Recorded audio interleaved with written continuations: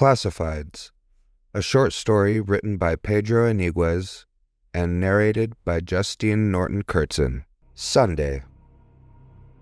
Victor Guardado crimped the blinds with his fingers that Sunday morning and peered at the world from his living room window.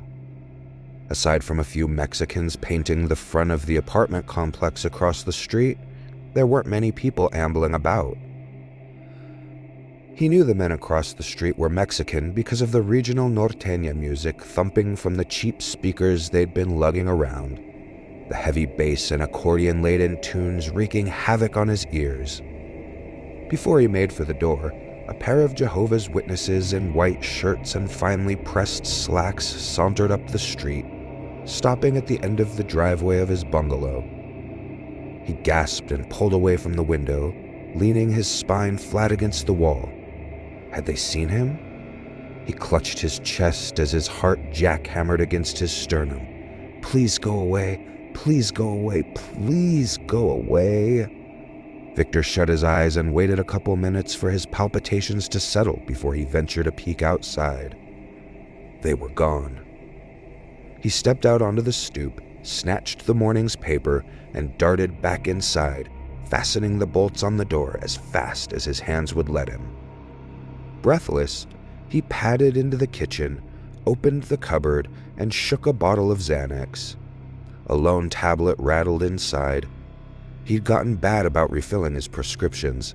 It was just as well. All the drugs in the world couldn't help him. If anything, they'd made him numb, dampened his senses. He tossed the bottle in the wastebasket. Victor beelined to the bathroom. He liked to start the week by shaving.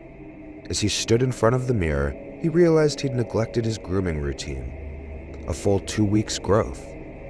He lathered up, plucked the straight razor from the sink, and carefully guided the blade along the contours of his face, shaving against the grain. When he was done, he patted the towel over his face and watched the man in the mirror, his brown eyes scrutinizing Victor's dark skin with contempt. "Fuck off," Victor said. Nestling into the sofa, he moved a stack of old word search and Sudoku books aside and perused the Sunday paper, skimming through the news and clipping the week's online coupons before settling on the day's crossword puzzle. The puzzles had kept him busy while sharpening his mind and halting the onset of cognitive decay. They had become something of an obsession the last few years, akin to taking daily vitamins. Victor hadn't missed one yet and had accumulated quite a collection of cheap dime store puzzle, trivia, and riddle books. Today was an easy one. The Times had recycled some words from a few months back. They couldn't slip something like that past him. No, sir. Not him. When he was done with the puzzles, he flipped past the comic strips and went straight to the romantic classifieds toward the back of the paper. Maybe today he'd get lucky. He scoured the listings, going over every single box for anything that might catch his fancy. Outgoing W, looking for like-minded W. W seeks adventurous M, loves hiking, snorkeling. Victor shook his head. No one liked to stay in anymore. Do a nice puzzle over a cup of coffee. He had just about given up on having a love life. Not too many women getting hot and bothered over an agoraphobic bachelor in his mid-50s. Love was the one puzzle he'd yet to solve. Before he folded up the paper and tossed it atop of the towering heap in the hallway, something caught his eye. A listing tucked all the way at the bottom of the page. Naughty W seeking naughty M. If this is you, please know I'm in danger. Help me. Victor arched an eyebrow. There was no number listed, no email, no nothing. He ran a hand through his oily, gray hair. What the fuck was he supposed to do? After some thought, he flipped through the phone book, located the number for the LA Times, and picked up the receiver. Just before he dialed, he hung up. No, must be some idiot playing a prank. Hardy har har. Grunting, He stood and set to making breakfast before browsing the TV for a game show to watch. Monday. From behind the blinds, he watched as neighbors loaded up their sniveling kids into the car and got ready for work, as pedestrians crossed the street like insects and the far-off clamor of construction work inundated the world. He waited until things died down, until the streets cleared out. It always upset him, the way people watched him, judged him. The Mexican painters across the street had moved past the courtyard and made their way deeper into the apartment complex. Their horrendous music was muffled now, but still audible enough to creep into his house. He threw on his robe, scooped up the paper, and slammed the door behind him. After his daily crossword puzzle, he solved a riddle. What can be driven but has no wheels? Can be sliced but stays whole? A fucking golf ball. Too easy. Afterward, he turned to the romantic classifieds again. He didn't know why he routinely subjected himself to these tortures.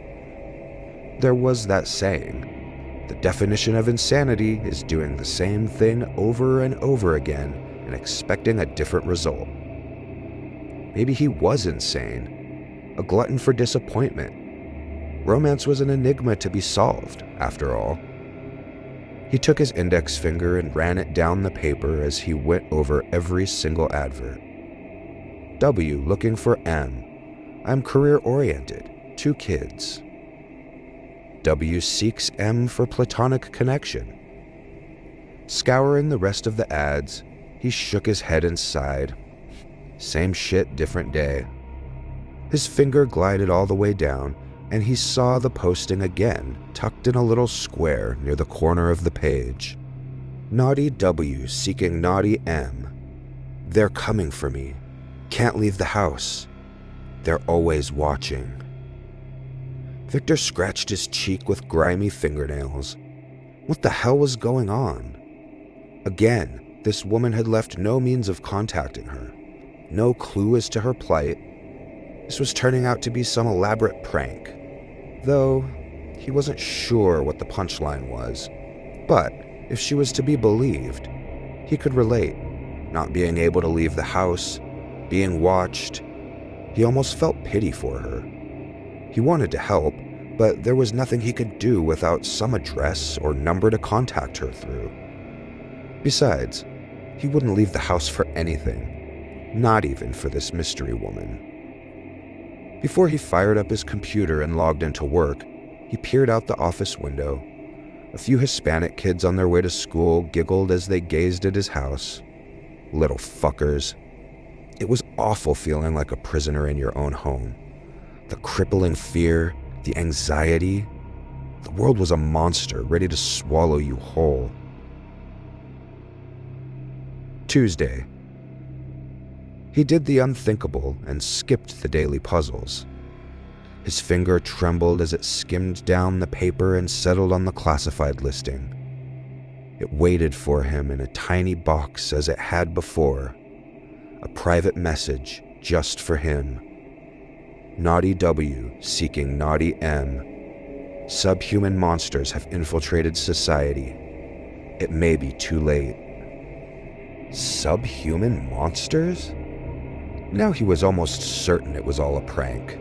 Something some conspiracy nut would drone on about. Or a cultist. Still, these classifieds cost money. Why would someone go through all that trouble? And what was the point? She did say she couldn't leave the house, though. That she was being watched. What if this was the only way she could reach out and communicate to the outside world? Perhaps she was being cryptic on purpose. Some kind of hidden meaning, a puzzle to be solved. But why couldn't she leave an address? A number? Bah, Victor said, rubbing the new stubble on his chin. He wasn't about to let himself fall for this. No way. He clocked into work from his desktop and carried on with his remote job. As the day progressed, he couldn't shake the thought of the woman in the classifieds. Who was she? What had gotten her so upset? The questions gnawed at his brain like a parasite. And that night, he couldn't sleep. Wednesday. Naughty W seeking Naughty M. This is what they don't want you to know. They hide in plain sight. Look out the window. How many coloreds, how many Mexicans are new to your street? Was it like this 20, 30 years ago? Victor opened the blinds. A couple of black children moseyed on to school. A few Southeast Asians and Mexicans, too. No, it had never been like this. Where had they come from? The influx of foreigners was startling, but having seldom gone outside, he'd grown oblivious to it. The world had been changing, and he'd been none the wiser. A fool of a hermit, because of his malady. They were indeed hiding in plain sight, encroaching. So many of them he knew were undocumented. Vermin. They hadn't come here legally like his parents had. Hadn't been screened. Infiltrators. Subhuman monsters. Victor yawned and rubbed his eyes, watching the Mexican painters in their white overalls as they toiled in the sun, their music crackling from those busted speakers. He almost hadn't noticed he'd been grinding his teeth. Thursday. Victor bit his lip until a thin trickle of blood seeped down his chin. The listing hit him like a punch in the gut. Naughty W seeking Naughty M. Coloreds are perfect hosts for subterranean race of parasitic creatures, as they are prone to violence and sexual deviancy. Will take over country soon. Must act. Certainly there was a seed of truth in that statement. His fingers balled into fists. He didn't know about any secret subterranean race of parasitic creatures, but he vividly recalled the mugging that night all those years ago. The occulted face in the shadows of the parking lot, the blow to the back of his head, the squeal of tires. Surely it had been a colored man. Prone to violence. The veins in Victor's neck began to throb, pulsing to the rhythm of his hastening heartbeat. He felt the back of his head grow hot where he'd been struck, a small spot just below the occipital bone. After he'd been discharged from the hospital, he couldn't bring himself to leave the house. He couldn't face the world, its monsters. The attack had left him crippled with fear, jumpy at the sound of shouting, the shuffle of shoes on asphalt, the screech of tires on pavement. The thought of it all made him queasy, lightheaded. He needed to take a breather.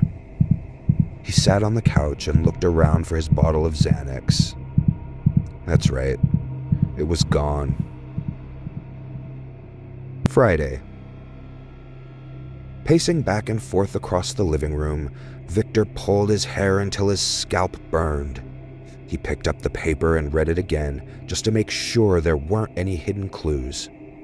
Naughty W seeking Naughty M. Can't say much. Don't have much time. There is a way to uncover the monsters. Fuck, that couldn't be it. He needed to know. Why wouldn't she just tell him? Why did she have to string him along like this? He flipped the coffee table over, and a pile of faded crossword puzzles flapped lethargically like dying birds. In the hallway, he kicked the stack of old newspapers, causing them to topple. That night, as Victor prepped dinner, the questions became intrusive little vermin, swarming his conscience, taking little bites of his sanity. There at the counter, he'd felt like a mindless ghoul as he chopped onions. Then there came a sting, a shooting pain emanating from his hand. He glanced down. He'd nearly severed his left index finger. Wanting to avoid the hospital, he stuck his hand in a bowl of ice until the throbbing ceased. He watched almost absent-mindedly as the blood swirled into the melting ice like a spiraling galaxy. Next, he wound bandaging around his finger until it grew numb. In bed, he tossed and shivered. Every now and again, he'd peer outside his bedroom window to see if he could spot the coloreds skulking in the dark, coming for him now that he knew what he knew. He was a marked man, privy to some dangerous secrets. Again, sleep eluded him that night. Saturday. Victor stepped outside wearing nothing but his briefs, the chill morning air nipping at his face and limbs like fine needles. He snatched the newspaper and read it there on the stoop. Naughty W seeking Naughty M.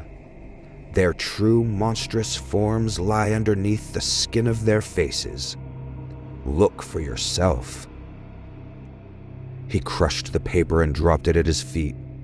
The Mexican painters had just parked their van across the street. 5 men stepped outside, all wearing white overalls and white caps, the music from their speakers hammering his eardrums. A few colored kids rode their scooters up and down the block. An Asian couple was walking their dog. Subhuman monsters, parasitic creatures, will take over country soon. Look for yourself. He walked back inside, plucked the bloodied knife from the sink, threw on his robe, and stepped back onto the stoop. He inhaled a breath of fresh air and let it settle deep in his lungs. It had been ages. It felt good. Victor's legs trembled as they brought him down a small flight of steps. His heart raced as beads of sweat started to dot his forehead. There came a tightness in his throat, a tingle of anticipation. He swallowed. It was dry and scratchy. He shambled down his driveway, past his dusty car, and stopped at the curb. His fingers laced tightly around the handle of the knife before he padded across the street. He plunged the knife into the chest of the first painter he saw. The others screamed and fled, as did the children. The painter fell and spasmed, a big red blotch spreading across his white overalls. He lay there, gasping like a guppy dying on the planks of a pier. Victor knelt beside him and made an incision on his jawline, swatting away the man's feeble defensive swipes. He slid the knife carefully around the contours of his face. After a moment, the man ceased his twitching and his arms slowly uncurled at his sides. When the knife circled back to the initial incision point, Victor peeled the man's face off like a latex mask. Nothing. Just tissue and clots and fat and muscle. No monster, no parasitic creature writhing within. One of the painters was on his phone, pleading with emergency services in Spanish. Victor made a dash for him and killed him much the same way as his friend. He inserted the knife just below the ear and slid the blade along the man's face. He lifted the man's skin. Nothing. No monster there either. An Asian woman screamed from her window in the apartment complex above. She receded inside and drew the curtains shut. Victor wiped sweat from his brow with the back of his hand. He scanned the street. Down the block, a pair of old men garbed in robes lurched behind some women crawling over blood-drenched lawns. They must have gotten the message too. Good. There were too many coloreds for him to handle. He took comfort knowing there were crusaders like him, willing to uncover the truth, to help that poor woman in the classifieds. A Hispanic mother down the street was pushing a stroller, her mouth agape as the carnage unfolded. Victor wondered what lurked inside the stroller's shadowed recesses and ambled over to say hello. Before Victor could reach them, the wail of sirens filled the neighborhood. He dropped the knife and shuffled across the street, ambling up the steps and into his house. He fastened the bolts and collapsed on his bed. Sunday. Victor opened his eyes and winced as spears of sunlight pierced the blinds and fell on his face. He'd had the worst dream. Visions of scarlet-faced humanoids shrieking, bowled over, spasming in agony in their death throes, like some horrid expressionist painting made real. He swung his legs over the bed and stood, legs wobbling and vision blurring. He steadied himself against the armoire. It took a few moments for him to recompose himself. Slowly, the memories began to trickle in. The newspaper. That's right. The occulted monsters. Yes. Victor rubbed his temples as the onset of a vicious headache crept in. What time was it anyway? As he shambled toward the living room, he heard the buzz of chatter in the street. He opened the door and picked up the Sunday paper on the stoop. His hands, he noticed, had been stained red. The headline on the front page read, "Racially motivated murders befall Los Angeles." Before turning inside, he witnessed the bedlam before him. A portion of the street had been cordoned off as police officers scrambled about. Some wore jackets that read "Coroner's Office" on their backs. A half-dozen news vans idled down the block. A familiar-looking Asian woman across the street had been giving an officer a statement when she locked eyes with Victor. She pointed at him and screamed. Victor retreated inside and locked the door. Had the dreams been real? He fumbled the newspaper, flipping toward the back until he came upon the classifieds. His finger ran down the page until he found it. Naughty W seeking Naughty M. The invasion's roots run deep. Have you been infiltrated? Victor let the paper fall to the floor. He turned his hands over. They were brown, colored. The possibility had never occurred to him that he'd been a perfect host for the parasites. There came a knock at the door. "Police!" a voice yelled. "Open the door!" As he stumbled into the bathroom, Victor looked himself over in the mirror. He hated everything he saw. A cantankerous colored man prone to violence. No. Good God, no.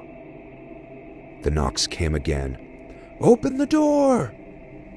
He jabbed a palm into the mirror, causing it to shatter in a web of cracks. A dozen brown eyes stared back at the subhuman monster standing before them. It couldn't be. Not him, but he had to be sure. One last puzzle to solve. The knocks turned into pounding.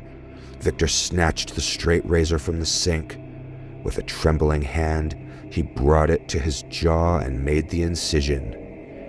He hissed and gritted his teeth and tried his best to ignore the flaring pain until he saw the task through. The deed done, he gently placed the flap of skin inside the bowl of the sink. The front door shattered. He gazed into the mirror at the fragmented scarlet reflection. Behind the facade of his mask, Victor finally learned what he truly was.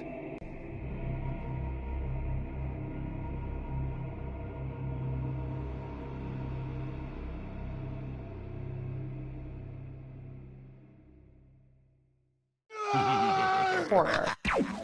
You're listening to Nerd Horror Stories, a twice-weekly horror anthology series. No commentary, no long intros, just stories. Stories to fall asleep to, stories to keep you awake, and stories that feel close to home.